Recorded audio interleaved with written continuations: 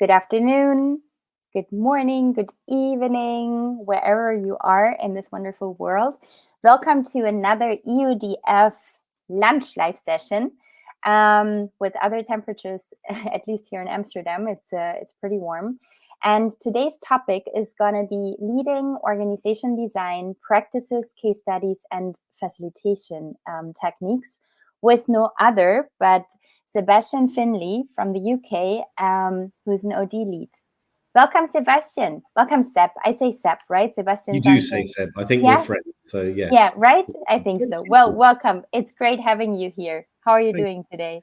Very well. It's hot here too, and I put on a smarter shirt because I thought we were streaming on live, and I'm regretting that now. Well, I'm sorry about that. We take you as ever you come, so... Okay. I'll remember for next time. Yeah. Well, it's great having you, Seb. I would like to invite you to just give a little introduction about yourself and your role and whatever else you would like to share with our audience. Sure. Thank you, Tina. My view of org design, which is ultimately, what we're talking about, is that it comes from the experience you've had. So my experience happened to be, I was a student union president many years ago. The organisation changed dramatically because students were drinking less, and so we couldn't employ as many people, and we had to change the student union structure. So that sparked my interest, and then I joined a management consultancy called Hay Group, now part of Corn Ferry, and I did a lot of consulting around pay and organisation structure and a little bit of leadership. And then I became an HR generalist, a business partner, and I sort of worked through various bits of EDF Energy. And as a generalist HR leader, and then in the last 2.5 years or so, I've focused very specifically on org design. I've become a specialist rather than a generalist leader. So now I've got sort of org design probably in the signature of my emails because that's who I am now. Yeah. Very nice. And why? Why org design? Why org design? For me, it's always been the most interesting part and the most inspirational part. Of the HR sort of portfolio of things we can do. And I'm saying it's HR. I think it's much broader, but it does honestly go back to that experience at the Students' Union when we had to shrink the organisation. It had 30 employees and about 200 part-time, and we didn't have as much money, and we had to make pretty tough decisions. And because it's a Students' Union, it was all about the services that we provided. And so, there was a lot of value in everything we did, and it was very difficult to change. And so that's where my interest has always been. And I think the generalist experience I had and the reward experience I had have been fundamental in understanding how organizations work and what the wider human resources and or people function agenda can be. So that's just made me stronger around OD, I think. But in the last 2.5 years, as I said, I focused on OD because that's the bit I'm most interested by. So, I have led a team before, but I don't now. And I'm sort of working much more one-to-one with leadership teams rather than delivering an HR service. So it's exciting. It's good. It's exciting. Yeah, it sounds like you have a real passion in it, right? And that is really nice. I do. And I'm very lucky. I joined an organization where our chief people officer, it talks about our role as part of the people function. And yes, we're financial services in the insurance industry. But she talks quite clearly of our role in the world of work and in the wider industry. And if we make work a better place to be, that's a very positive impact on people, which is ultimately, I think, why I'm here. And not just people, right? Organizations are real vehicles for change, I would say, in the world. We can do much more in this kind of collective office system of an organization than just by us individuals, right? So, yeah. Yeah, absolutely. Yeah. Sorry.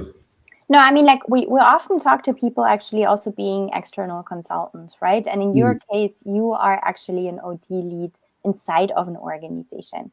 And I find this very intriguing because, as you say, the organization invests in that to have this kind of skill and talent inside.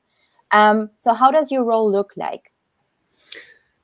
So it's all the best bits of consulting and taking out what I think are the most uncomfortable bits. So it is internal consulting, but I don't have a billable target. So I don't have to compete with my colleagues to get exposed to certain pieces of work. I think, the world is changing. It's a VUCA environment, and change is a constant. And therefore, it was recognized that we needed some muscle in our organization that would be able to manage the business through change. We've got good leaders who are good at what they do, but not everyone is familiar with the process of thinking through, have we got the right organization? And if we haven't, how do we think about changing that? And what is the impact on the wider ecosystem?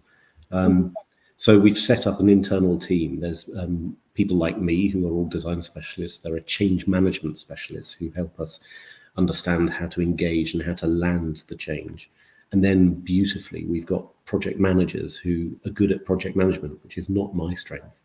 And so that keeps us all honest and keeps us going. So therefore, I will get leaders coming to me saying, sometimes with an organization structure saying, look, can you go and do this for me? And I might have to peel back the conversation a little bit.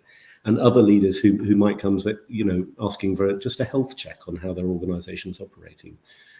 So there are lots of different demand signals. And I think one of the most interesting parts of the job, and I think probably the bit I enjoy the most, is that initial conversation to say, okay, what's going on? What are you trying to achieve here? And moving away from org charts and structure design, and talking about organization design, talking about what are we here to achieve, and what is it that needs to change? What's driving that change? And then in the back of my mind, I've got all of the tools that I use and that I've learned and been exposed to, including through EODF. And the one thing I'd call out about EODF, and that's probably why I'm here, is moving from a generalist position into an org design specialist role. I need to stay plugged into the wider thinking out there and create connections with people who understand the profession and the discipline. And that means speaking to external consultants, speaking to other in-house professionals, speaking to some of the big consultancies. And that's the connection and the value I've found through EODF. Yeah, that's amazing. And we will get deeper into that as well. But until that, I would like to ask you a question about what is a challenge you could share that you have been working on in your role, and maybe also how you overcame it, and what tools and techniques you used, or, like things our community can learn from. Yeah, okay. I mean, I have to treat this fairly confidentially because some of the changes around people and jobs, but I'll talk as much as I can. And it goes back to one of my, we were reviewing a function, one of the support functions in my organization.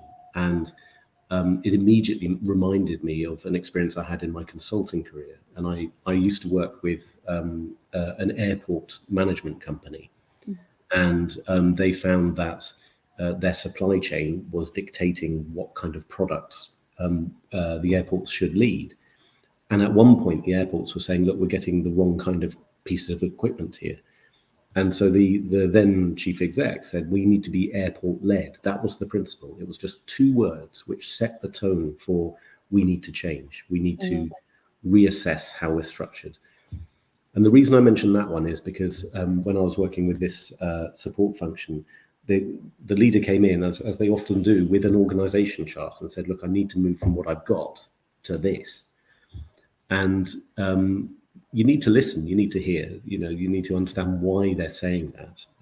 But I think you need to, personally, my view is you need to peel back a bit and think about, okay, if you're not airport led, what is leading you? Why does the organization exist? What is it you're trying to achieve? And too many people talk about strategy as strategy is everywhere. I think it's a filthy word. But strategy, but also this kind of, okay, we want to go there. This is the end result. It's like, okay, we're trying to predict the future, right? Yeah, yeah. And I also think because we're in this world of constant change, we need to enable the organization lower down to be able to adapt and bend to different strategies as they come. We need to empower the organization more. And that's a reoccurring theme. And the other theme is, we all get very busy. And so this organization needed to manage the demand on the function, because if you're supporting P&L, so vertical bits of, I work in the insurance industry, so businesses that are writing insurance for brokers and for clients, then the demand comes from them. And sometimes that demand is conflicting. And so you need to think about, how can we translate that? How can we triage that into delivering the right support services for that function?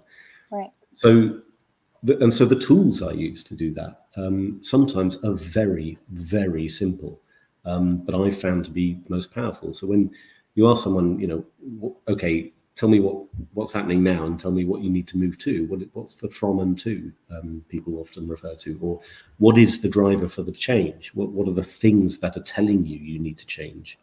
And then for me, that quickly tips into, okay, so if we're going to design a solution here around structure, ways of working, ways to measure and identify performance, then how can we design some criteria for that? And for me, that would be design criteria or design principles. And I think that's the most powerful tool we have in the toolkit as an org design specialist. But my own view is, I think the real art is being able to give a process and facilitate a process for our leaders to be able to go through that thinking. It's already been done, and it just needs a bit of validation and a bit of coaching. But giving people the opportunity and a logical way to approach the subject, I think, is what the role is as an OD practitioner. Mm-hmm. You also mentioned one interesting part, which I think is like sparking discussion a lot of times, identifying performance. Do you have any tips and tools or methods that you're using for this kind of context? Gosh, that's a difficult one. I know, right? Well, I think it's very subjective, right? To identify performance and. So I think if I can talk a bit about the context I'm in, which is a successful business, and we've grown, and some of that's been through acquisition, and the industry itself has a lot of history. So I think the measures for success are, how are we going to evolve for the future? Because we don't have that burning platform that says things are going wrong and tell us exactly where we need to look. The measure for success for us is acting as an enterprise, is making the best use of the capability we have within our division, within our global entity. And those measures are sometimes harder to articulate, because it may be that there are some tough decisions to be made within a P&L, but they are better for the enterprise. And I think we've worked quite hard to produce not only org design principles, but org design measures. This is what it looks like when we have an enterprise mindset. We know that we are taking decisions in the longer term good of the business, as opposed to shorter term, in-year results. And so we've had to articulate what that is, because it's not necessarily an immediate thing to be able to articulate. Our leaders sometimes need a bit of support in that.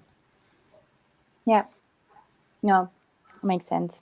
Well, you mentioned that you have been also through the EODF Masterclass, and I know you were pretty excited about it, because you actually told me, like, hey, it did actually help me in my current role.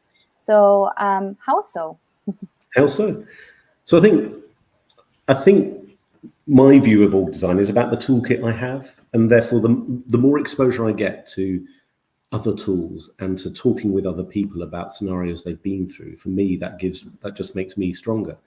So the advantage of the masterclass was, yes, there is a lot of theory in there, which you can take or leave and read more of. It is anchored, I think, around the Galbraith model, which I am a believer in anyway, and I think it's a very useful way of thinking about the environment, the change environment for org design.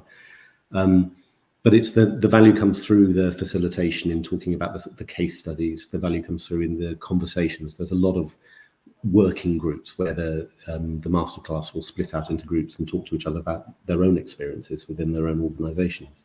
And for me, that was the value. And then if I think about what is the most important element of org design, which is getting that criteria, getting the design principles, that's also one of the most difficult things to do. And the bit I took most value from was it gave me another approach to writing and articulating design principles, which then helps me adapt. It gives me another way to speak to a business leader, to be able to articulate what those are. So it's more tools in a way, and more experience, and hearing about case studies that can support my understanding. And as with any of any sort of courses which include a lot of methodologies, you don't always pick up on all of it, and you don't necessarily use all of it. But I think it's the cherry picking. It's the bits that I found really useful that just sort of equipped me with a few more tools. Very nice. And you said a couple of things, but one thing that I've been hearing from you a lot in this conversation until now is experience, right? And if I'm thinking about the mission of the EODF, which is advancing the field of org design, what does the mission mean to you in that context? And the masterclass was a good thing, but for me, the community of the EODF community is the place where I'm really getting a lot of value. It is about people who are inquisitive and curious and professional and hardworking and have a sense of humor and being able to exchange ideas. So access to that community as an OD practitioner, typically there's not a lot of us in an organization in-house like me. Right. So I need friends, I need people I can talk to, and I need to be able to plagiarize properly. I need to get ideas. And so that's what EODF has provided me with. I've made some connections which I've kept for a while outside of the conferences and outside of the courses. And it's given me a space to explore, I think. As I said, my experience was through consulting and generalist HR. And so I need a connection that keeps me alive, that keeps challenging me on OD theory. And I think that's where my experience, my personal experience, that's where EODF has its real value. It's curious, and the people are curious, and you get a lot of different experience, members from large consultancies, independent individuals, in-house employees like me. That's where I think EODF really has paid off. And my way in was through the masterclass and through attending the conference. I've made some really valuable connections. Actually, I was out drinking with one of them last night. So. Nice. We do have a question here. So Ravi would like to hear perspectives on how manpower planning and org design is weaved. Do you have an answer to that? I don't, but I can talk. I can give my opinion. This is a very hot topic around workforce planning, and I think in particular some of the rhetoric around talking about skills-based jobs as opposed to job description jobs. So it's something we are very hotly looking at, and we are developing and soon to be launching various systems and programs within my organization to enable us to think, well, if we've got a significant change project, for example, where can we get people who know about the business, who are good project managers, but might not have that in their job? Or how can we get people who will go out and engage with the wider business? How can we identify people who have those skills, or even speaking at in front of the industry? And we need to be able to identify these individual skills that exist in our business that are outside of looking at job descriptions. So for me, that will inherently have a major impact on org design, because we're not just talking about lines and boxes and jobs. We're talking about how do we identify our skills and build an organization that can be flexible, that can adapt to an environment that is constantly changing. I think that, and I'm probably quoting someone else, it's all about plagiarism. I think the idea of having a top-down structure is outdated. I think we don't all have a strategy that then creates the best organization, and it's a static environment. We need to empower the business as low as we can to be able to adapt and change strategy depending on the environment, the market conditions, everything else, our competitors. And to do that, we need to be much more fluid. And therefore, I think manpower planning is critical to it, workforce planning. And I think that will evolve even further into the skills sphere as opposed to jobs. So I don't necessarily have the answer, because I'm not a specialist in terms of how do you launch a framework that can capture skills and link it to learning and development and link it to org design. But there's quite a few people out there, and I know some of the big consultancies, this is quite a major piece of work that a lot of people are tapping on them for. Yeah. Well, Ravi, answering the question. Yeah. But Ravi, we would love to hear your perspective on it as well. So maybe you can share it in the comments as well. And if there's more questions from the audience, please shoot. But what you said is really important, Seb, because I think what is really interesting is that we're so busy oftentimes to mechanize processes and then expect a fluid outcome, right? So it's like this kind of, we want creativity, but let's, follow this process, and we're doing that with everybody, and with org design, it's nothing else, right? It's like we need to be more adaptive and responsive to actually respond to the market pull and the people that are part of the organization. So how are we doing that? So I think you said a lot of things in that direction, which was really helpful. And we have another question. Rajiv, I hope I'm saying your name right. So Rajiv would like to know how technology is impacting the organization design. Do you have a perspective on that, Seb? I have a perspective, but we'll think about whether it's experience. Yes. We'll think about whether it's right. I mean, we're currently going through the major impact of AI, and what does that mean? And I think, and this was one of the discussions I was having last night with another EODF member, Damien, which was about AI itself is going to impact an org design practitioner as a tool. I'm going through the process of org design, and how can I, for example, analyze vast quantities of data? How can I predict the different market scenarios, and therefore what is the correct design or the ideal design as a result of that? I think we'll be much more empowered, and we need to be very good at asking the right questions of AI.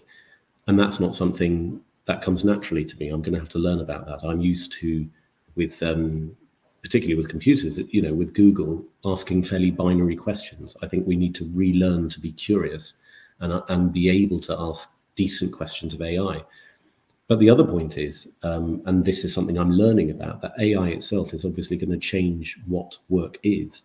So the skills that you bring to the workplace, and when you sit down to do work, they're going to be fundamentally different in the future than they are now. And people, this is obviously a very live topic, but there are people who are much more experts than I am in articulating what that could be. So at what point will we start moving away from recruiting people into recruiting people, and some of their job has gone because they're overseeing the AI element of delivery, versus when do jobs become in the AI sphere, and what does that mean? What's the value we then create as humans over the top of that? Because I think with the introduction of these big changes, like the mechanization of work and the industrial revolution, the information age and the internet, the skills that we have to develop to be able to manage that technology are profound, and that's at a job level, let alone an organization-wide level.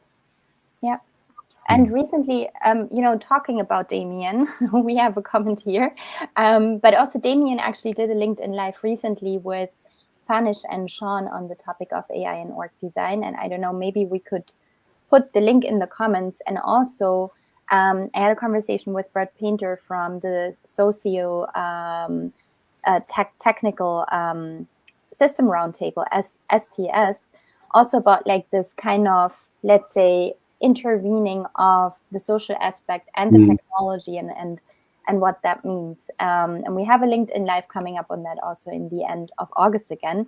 But Seb, you could also definitely join this conversation. So it's great. So Damien's comment, you have talked about the value of the EODF community beyond formal events and curriculum. What would you encourage the EODF to do more of to nurture that? This is something I'm really passionate about, and thanks, Damien, for the question. Good to see. Where the value that I've delivered, I've sat next to some incredible people with incredible insights, and I've learned a lot. And sometimes it's just that little snippet of information that's helped me and changed my approach when I go back to the organization. I remember one individual, Tina, giving a presentation around a value-based organization and the risks that can bring and the damage it can do. I used to work within the renewable energy business, which, for me, that's a no-brainer. That's something that's wonderful. But then it stopped me looking enough at the culture that was within that organization. So for me, the value is the conversation we have as EODF members. I would like to see more of that. We're very good at getting together and coalescing around, for example, the book clubs and people But I'd like to see more opportunity to talk, more opportunity to explore, to be curious. We've also had, in the UK, we've had a number of events recently where we've had presentations around the latest thinking of facilitation techniques. I'm thinking about one involving a lot of Lego. But I'd also like more opportunity to just speak with each other, to take our problems and explore them, and to take our ideas and explore those. That's great. Actually, we have a new format. Recently introduced a problem-solving session, and on August 5th, we actually do have a free case study kind of session, free case discussion. Everybody can bring their case and challenge, and Dr. Stephanie Puckett is going to facilitate it.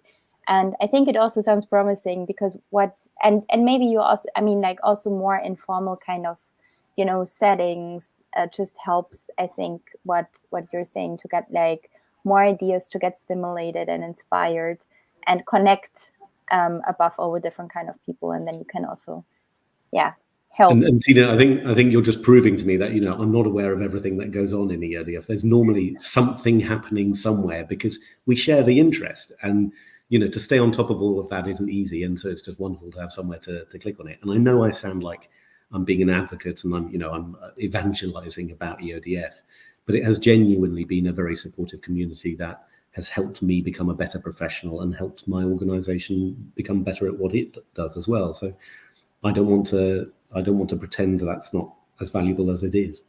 Yeah, no, that's great. And, just saying that, we just recently started with it. So we put it out there because I thought everything is somewhat like a trial and error, right? We need to try, we listen to the feedback of the community to see. And it was similar, we need more interaction. We need we would like to have more experiences and case studies. So let's talk about it and let's find out what works best for our community, so we can support each other just being better in our roles and in our professions.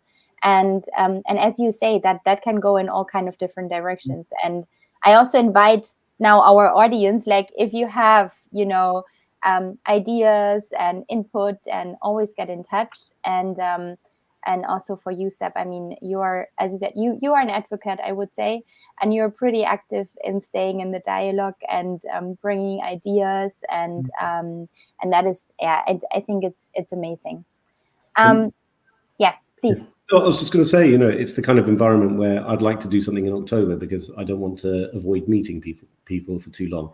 And so, EODF gives me a way to find some people and invite them and find a very interesting topic to explore. So I think it's what you make it. Yes. And I've been really deliberate in trying to throw myself in as much as possible, and therefore I've got a lot back. Yeah. So you're in London, right? I'm in London. I find it difficult to travel outside for too many things. Yeah. So for our London audience, you can just get in touch with Seb to meet in a pub and have good conversations, or walk in the park. There's different kind of opportunities with this weather, but but as you say, it's always great to get together and have these exchanges. And we will keep trying our best and hope the community is gonna give us more feedback and such. And for now, I would invite everybody to also check out our upcoming masterclass in autumn, starting in September, but also our conference in November, the 15th and 16th of November. Seb, I really hope to see you there so we can have a drink together. And because, you have a friend in me, right? We already tackled that before. We've got a few friends to get together. Yeah, definitely. Exactly. And it's going to be a really nice get together again, I'm sure. And in the beautiful city of Milan. Come on. Really good food, good drinks. And it's been lovely having you here. I would say I would invite our audience. Are there more questions for Seb? Then please shoot. And otherwise, I would send everybody off to go into the sun, use sun protection, drink a lot of water, stay hydrated. And Seb, you can change again in your t-shirt. Thank you. And I wish you a wonderful day, and to our audience as well. And thank you so much for being here today. Thank you, Tina. Thank you very much. See you. See you. Bye-bye. Bye.